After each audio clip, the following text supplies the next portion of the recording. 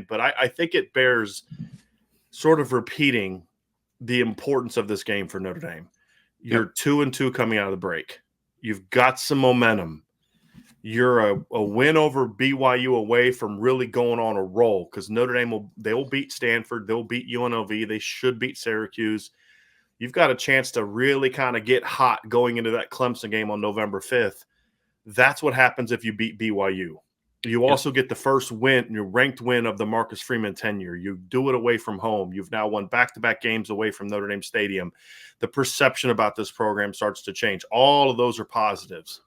Lose this game, and the exact opposite happens. It's not just you had a bad day against Marshall. Now it's this team has serious problems. And I think that the black eye that they suffered yesterday with Jacob Lacey transferring, coupled with 2 days later losing to a BYU team that is a good football team, but not one that should beat Notre Dame.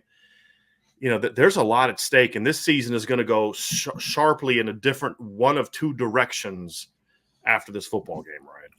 Yeah, I mean, Brian, we talked about it a ton going into the North Carolina game. Like, you want to go into the bye week feeling good about yourselves, but that doesn't really matter if you leave the bye week feeling bad about yourself, right? Like, that's the preparation that Notre Dame has kind of underdone during the bye week and coming out of that first real break, if we're going to call it a break, even though they're still practicing for a little bit there, to hit into that sweet spot of the schedule, to the middle of the section where, like, you're going to have Clemson down the road, you're going to have USC, but you have some winnable football games that are obviously coming up soon. So you need to play well in this full game. You need to come out of the bye week well, because you need to set the table and set the standard for the rest of the season. I feel like we talk about standard as in like an overarching idea, right? Like, this is the standard of the program. The standard also has to kind of change a little bit during the season. Like, this is the standard for this week, coming off of a victory, coming off of a bye week. There's different layers to every game, which I think is the most fun part about football, honestly, outside of just playing on a Saturday or a Friday night. So it's going to be interesting. I'm excited for Notre Dame football to be back, because it was fun watching ball last week, just kind of, without much care in the world. But I mean, obviously want to watch some Notre Dame football, want to watch some good stuff. So very important matchup, because like you said, after this, Notre Dame has a lot of very winnable games. Yes. This is a tough opponent, and they have to get their post bye week festivities off to a good start here. Right. The post bye momentum is important. I mean, it's good to have momentum going into the bye, but all that momentum is gone if you lose this football game. And honestly, look, do I want Notre Dame to win and look like the team that they're supposed to be? Sure. But honestly, at this point in time, Ryan, I don't care. It just needs to be a win.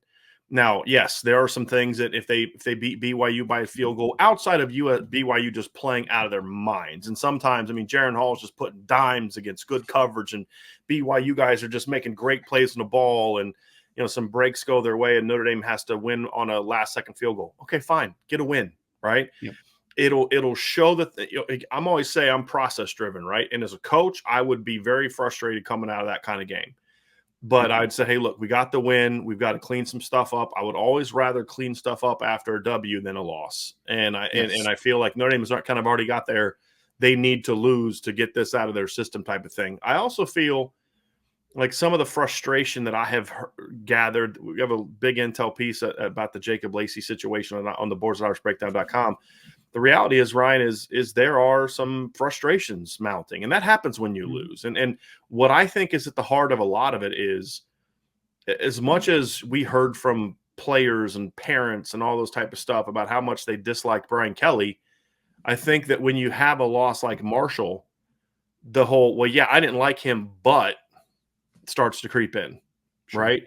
And I think that's what's happened a little bit is they see the stuff on Twitter. They hear the things, inexperienced head coach and all this other kind of stuff. And then you start to have that stuff kind of creep in. Then something like this situation with Jacob Lacey happens. Then you go out and lose a football game, and that's how you can lose control of your football team. Mm-hmm. The opposite is true. If you win this football game, it gives Marcus Freeman and his staff a chance to say, hey, guys, look, we don't like what happened here. From what I'm told, Marcus Freeman did not criticize Jacob Lacey, rip Jacob Lacey. He was like, look, we don't like it, but we're going to move on. Right. Yep. And they've said nothing but nice things to Jacob. They wanted him to stay. And so I think they handled it well from that standpoint, but now you got to show this football team like, hey guys, no, not everything has gone our way so far this year, but trust the process.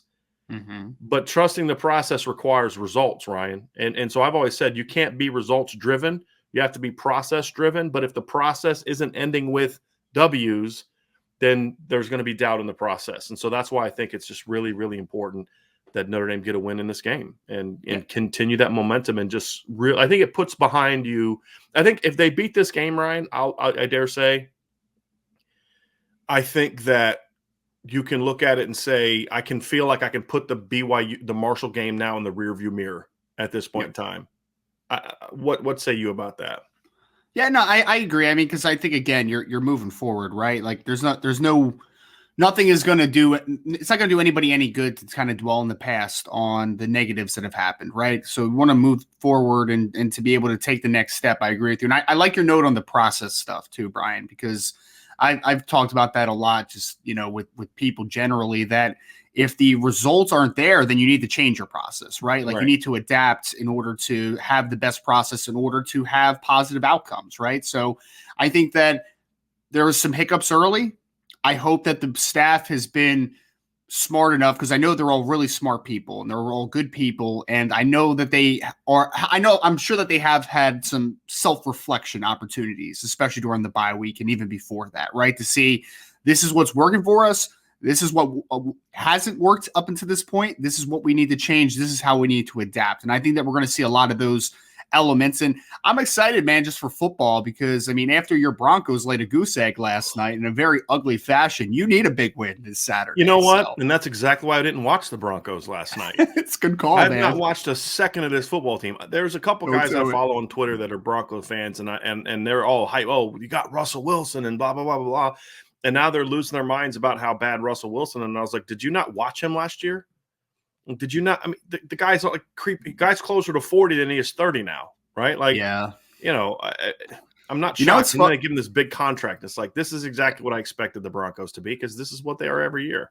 You know what's funny is the Seahawks are not a good team, but I feel like a lot of people just gave Russell Wilson all the credit. And like, I think Russell Wilson's an excellent football player, but Geno Smith looks pretty good right now. I think Russell Wilson was an excellent football player. Sure. I just think he has the kind of body type that it's hard to really maintain the level of excellence through the age of like 40, like you see from an Aaron Rodgers and a Peyton Manning and guys like that. His style of play is such that I just think it's harder to do that. But yes, to your point, need to see some good offensive football. There's no question about it, because that ultimately is going to be the thing that tells us if Notre Dame can truly go on a run that goes beyond Stanford, UNLV, and Syracuse.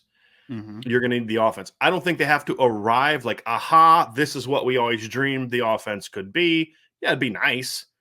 It just needs to be progress, because you got a month to get ready for the Clemson game. It just needs to be progress. They can't have any steps back on offense, and that's going to be the key.